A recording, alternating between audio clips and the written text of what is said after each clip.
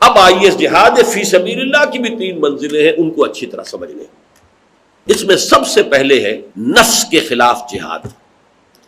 وہ جو میں نے عرض کیا تھا کہ اگر کوئی بندہ مومن وہ بھی جہاد فی سبیل الحیات، اسٹرگل فار ایگزسٹنس کے لیے جد و جہد کر رہا ہے، لیکن اگر وہ حلال اور حرام کے حدود کو پیش نظر رکھتے ہوئے کر رہا ہے، حرام سے بالکل یا اجتناب کرتے ہوئے صرف حلال پر اکتفا کرتے ہوئے کر رہا ہے، تو وہ اس کے لیے عبادت کے درجے میں۔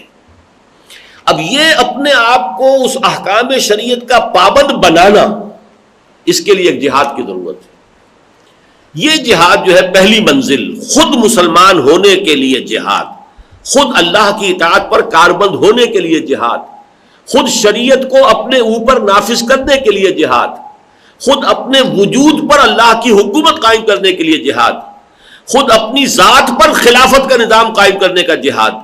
یہ جہاد کی اولین منزل ہے، جہاد فی سبیل اللہ کی، اور اولین ہونے کے ناطے اہم ترین ہے۔ نوٹ کر لیجیے، اس پہلی منزل پر دوسری منزل آئے گی جو اس سے بلندتر ہوگی، اس کے اوپر تیسری منزل آئے گی وہ اس سے بھی بلند ہوگی، بلند ترین ہوگی 3 منزلوں میں، لیکن اہم ترین منزل پہلی ہے۔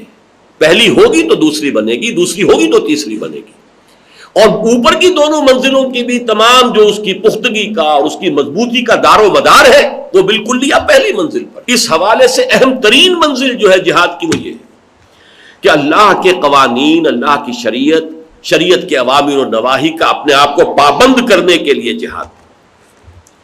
اس کے لیے سب سے پہلے جہاد کرنا پڑتا اپنے نفس امارہ سے۔ ان النفس لامارۃ بالسوء، مراد کیا ہے؟ دیکھیے، ایمان کا نور قلب میں پیدا ہوتا ہے۔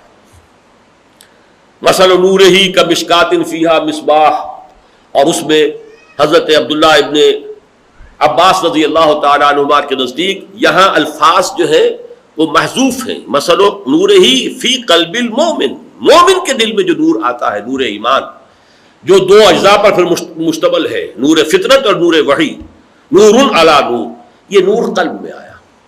انسانی وجود میں اب اس کے جو اینیمل انسٹنکٹس ہیں، اس کے حیوانی تقاضے ہیں، وہ بھی موجود ہے اور بہت زوردار ہے۔ ظاہر بات ہے کہ زندہ رہنے کا تقاضا بہت شدید ہے، اس زندہ رہنے کے لیے کچھ کھانے پینے کو چاہیے، اسے رزق چاہیے، اس کی تحصیل۔ پھر صرف یہ نہیں کہ وہ ضرورت کی حد تک ہو، اس میں کچھ لذات بھی ہیں، وہ بھی لگا دیے گئے، ٹیسٹ ہے، ٹیسٹ بڈز اللہ نے پیدا کیے ہیں، اس میں اور اضافہ ہوتا ہے۔ پھر یہ کہ اپنی نسل کے بقا کے لیے اس کے اندر ایک جنسی جذبہ ہے، جو فرائڈ کے نزدیک تو سب سے زیادہ قوی جذبہ ہے انسان کے اندر، انسانی محرکات عمل میں سب سے زیادہ پاورفل، سب سے زیادہ پوٹنٹ۔ میں یقیناً اس کا قائل ہوں کہ وہ بہت قوی ہے، بہت پوٹنٹ ہے، لیکن سب سے زیادہ نہیں، بس یہ اس کا مغالطہ ہے، لیکن ہے بہت قوی، اس میں کوئی شک نہیں۔ یہ جو اینیمل انسٹنکٹس ہیں جو نیچے سے آتے ہیں، انہیں تو اپنی گریٹیفیکیشن درکار ہے، یہ تو اپنی تسکین چاہتے ہیں، پیٹ میدا بھرا ہونا چاہیے، حلال سے ہے کہ حرام سے اسے غرض نہیں ہے، زبان کو چٹخارا چاہیے، جائز سے ہے یا ناجائز سے اسے بحث نہیں ہے، جنسی جذبہ ہے وہ تو اپنی تسکین چاہتا ہے، جائز سے ناجائز سے، حلال سے حرام سے، اس کو بحث نہیں ہے۔ یہ اندھے ہیں انسٹنکٹس، بلائنڈ انسٹنکٹس ہیں، اور یہ گویا کہ جو زور لگاتے ہیں انسان پر، اسی کی تعبیر کی گئی ہے سورہ یوسف کی اس آیت میں، ان النفس لامارۃ بالسوء۔ یہ جو ہمارے اندر کا حیوان ہے، جو اپنے اندر تمام حیوانی تقاضے رکھتا ہے، یہ کھینچتا ہے انسان کو برائی کی طرف۔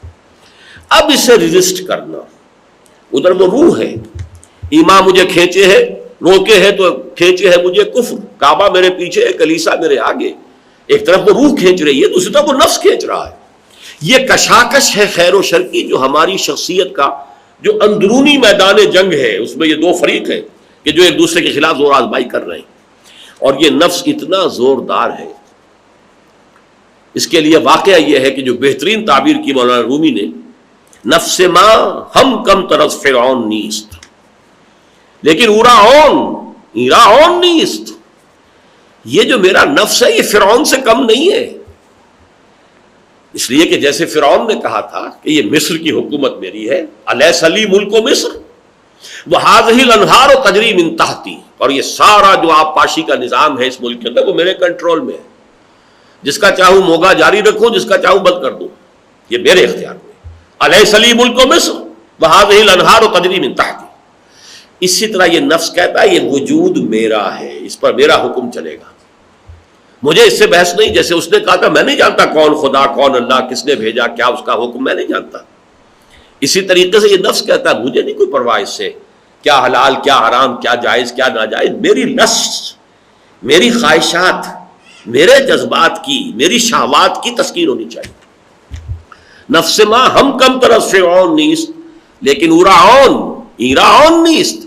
فرق صرف یہ ہے کہ اس کے پاس لاؤ لشکر بھی تھا، مدد تھی. یہ مدد پنجابی زبان میں بولتے ہیں فوج کو، یا مدد آ گئی. اس کے پاس چونکہ فوج بھی تھی لہذا اس نے زبان سے بھی کہہ دیا انا ربکم الاعلی.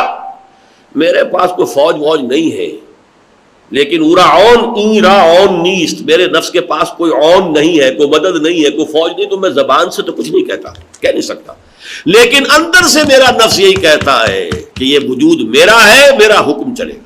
مجھے اس سے کوئی غرض نہیں کہ کیا حلال ہے کیا حرام ہے، کیا جائز ہے کیا ناجائز. اب یہاں نوٹ کیجئے حضور کا فرمان، نہایت حکیمانہ فرمان. آپ سے پوچھا گیا ای الجہاد افضل یا رسول اللہ، اے اللہ کے رسول یہ فرمائیے سب سے افضل جہاد کون سا ہے؟ فرمایا ان تجاہد نفسک فی طاعت اللہ.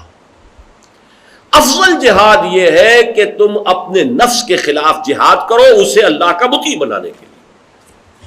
افضل دیکھیے یہاں دو الفاظ علیحدہ ہو جائیں گے، افضل اور اعلیٰ. اعلیٰ ہے بلند ترین منزل تو تیسری آئے گی، بلند ترین منزل وہ تیسری ہے، لیکن یہ پہلی منزل افضل ہے. کس معنی میں کہ یہ مضبوط اور مستحکم ہوگی تو اگلی منزل کے اس کے اوپر تعمیر کا سوال پیدا ہوگا. اگر یہی کمزور ہے تو آپ نے اگر مزید بوجھ ڈال دیا تو ویسے ہی بیٹھ جائے گی. تو افضل یہ ہے. بالکل اسی طرح کا معاملہ ہے کہ ہمیں معلوم ہے افضل اور اعجب کا فرق کیا ہے حضور نے صلی اللہ علیہ وسلم. ہمیں معلوم ہے کہ ایمان افضل تو ہے صحابہ کرام کا، یہاں تک کہ ہمارا یہ عقیدہ ہے کہ ادنا سے ادنا صحابی کا ایمان بھی بڑے سے بڑے ولی اللہ سے افضل ہے. لیکن اعجب کا لفظ استعمال کیا حضور نے ایک حدیث میں کہ کیا تم جانتے ہو کہ کون ہے اعجب الایمان، سب سے زیادہ خوبصورت ایمان کن کا ہے، عجیب دل کو لبھانے والا ایمان کس کا ہے؟ صحابہ سے سوال کیا. اب انہوں نے جواب دیا الملائکہ، فرشتے، یقین کامل اللہ کے حضور میں ہے. فرمایا وما لهم لا يؤمنون وهم عند ربهم، وہ کیسے ایمان نہ لائیں، وہ تو اپنے رب کے پاس ہی ہے، تو کون سا کمال ان کا ہوا ایمان. دوسرے اٹیمپٹ میں انہوں نے کہا فالرسل، پھر رسولوں کا ایمان. فرمایا وما لهم لا يؤمنون والوحي ينزل عليهم، وہ کیسے ایمان نہ لاتے، ان پر تو وحی نازل ہوتی ہے.